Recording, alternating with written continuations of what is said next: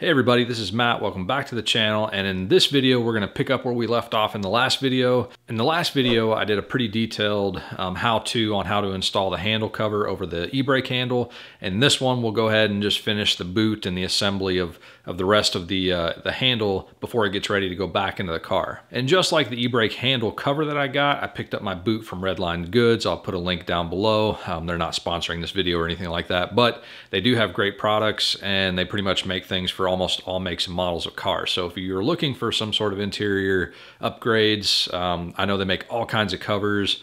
Depending on your car, they literally make tons and tons of parts. So you can go on their website, plug in your different specifications on your car, and it'll pull up a whole list of everything that they've got. And I'd say the next step after we get this e-brake handle put back together and back in the car is to go ahead and deal with the shifter. I've got to do a complete rebuild of the shifter, drain the fluids, all that kind of good stuff. So anyway, I hope you guys like this video, and if you do, hit that like button and consider subscribing, and let's get into it. The last thing I need to do is go ahead and figure out how to get this boot to line up with the shape of the factory boot and get it attached to this plastic ring. It definitely looks like it's a little bit extra on the length. So I'll see what that means. If it means maybe having to trim this back a little bit so that I get more of this shape of the factory one. I think what I'll have to do is drill out these holes. I'll find a really tiny drill bit. I'll use thread and maybe some adhesive to attach this boot to the plastic ring. I let the glue dry overnight, and it really, I really feel like it turned out well. I found the smallest drill bit that I had, and I just went through and really just reused all the staple holes and just enlarged them a little bit, because I'm gonna reattach the new boot with thread. You could use hot glue or adhesive or whatever you've got, double-sided tape, or even staples if you've got a stapler that can go through kind of thick plastic. But for me, I'm just gonna use thread because that'll be plenty strong, but also if I need to make an adjustment, it'd be way easier just to cut all that thread off and then re-sew it and not have to worry about adhesive and sticky and all that. I was comparing this last night, and the new boot is definitely a little bit oversized compared to the factory boot. And the factory boot is also cut a little shorter on what would be, the console side of the boot. I may just, when I install this, I may just kind of offset it a little bit where I stitch it just to pick up some of that slack. I think the biggest thing will just be making sure I get the stitching oriented properly. And then, like I said, I'll probably just use a little bit of double-sided tape just to hold it in place while I'm getting it all adjusted, and just use a couple little pieces using my needle and thread and attaching it. I'll go ahead and get all this kind of sorted out and then start getting it attached to the trim. I put 2 small pieces of double-sided tape just on the ends, and I'm hoping that that's going to be enough to get it secure while I'm stitching it on there. This plastic trim came off of the OE boot like this, and this is the back, or the top of the boot of the handle when it's down. I want my stitching on the top, so I need to install it like this, in the same orientation. And then for alignment, it looks like this center tab is pretty much lined up with the center of the stitching. So what I'll do to start installing this is basically set this with the same orientation where my stitching is centered on that tab. It's not going to be a great hold, but just enough to keep it in place while I'm fiddling with it. And then I'll do the same thing on this side, which this side's looks like it was cut a little rougher. Just try to do my best to get it tucked down. So hopefully kind of get the concept there. And that actually will kind of establish where it needs to, because you can kind of see there's going to be extra material that naturally just occurs. I'll just confirm that my stitching is centered, looks good. We'll have a hard time getting the stitching done on this side of the plastic.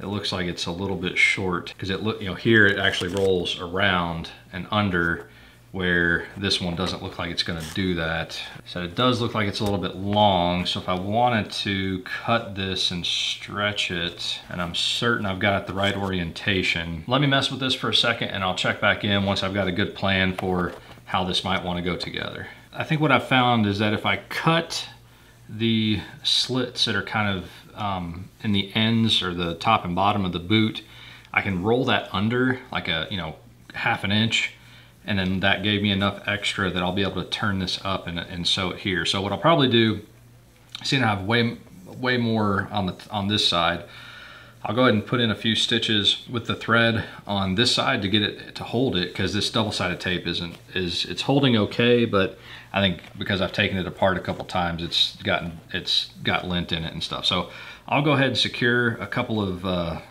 loops of the thread on this side, and then once I feel like everything's still lined up, I'll put a couple on this side, and then I can go ahead and complete the rest of the stitches that I've got to do.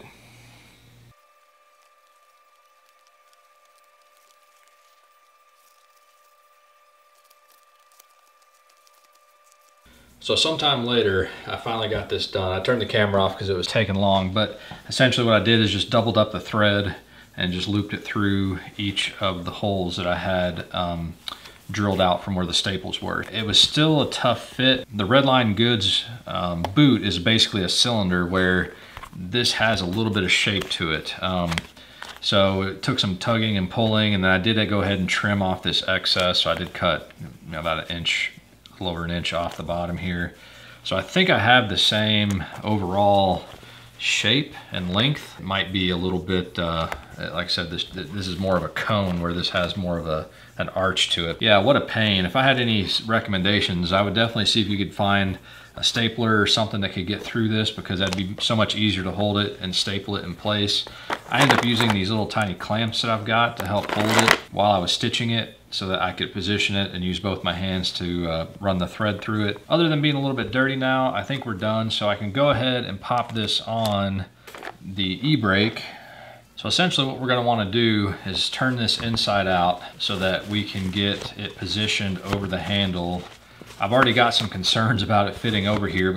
So, I mean, I don't know what else you could do. That hole is definitely not gonna fit over this handle. I might have to go ahead and cut some of the stitching just to get that opening a little bit bigger, because the opening that's in here is actually not that much smaller. I have added some girth because of the handle, so I probably will have a difficult time getting this on. Yeah, I'm almost certain I'm not gonna be able to get this on just because of the thickness of that. So I'll go ahead and cut a couple of these threads, and then I'll just have to probably re-sew it back on. So I just snipped a few of the threads, and I'll try to be careful to not overstretch it. In fact, I might actually go ahead and put a little clamp on here to hopefully help with that. So again, I got my blue stitching lined up, and then we'll go ahead and feed this over.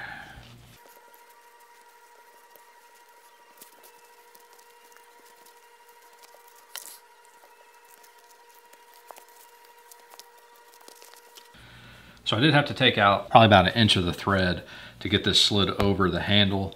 So what I'll probably go ahead and do right now is just sew this back up so that it won't continue to unravel. Right here is the groove where the boot will run a wire or zip tie through there to hold that. So I'll get this stitched up, and then I'll go get a piece of wire so that we can get this tightened down.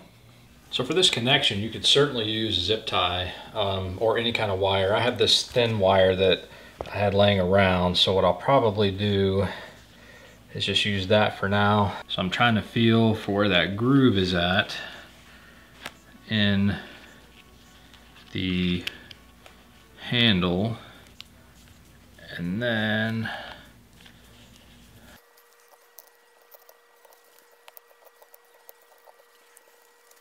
so you want to twist that nice and tight so that it really deforms down into that groove, and that's really what's going to hold all this together. And like I said, you could just run a zip tie around this. You don't have to do both, but I'll just go ahead and do that to show you.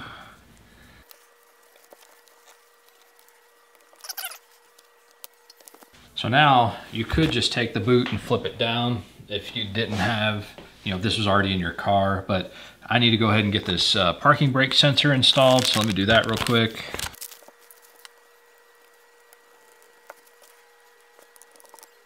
With my new parking brake sensor on, I can go ahead and pull this down, and let's see how it looks.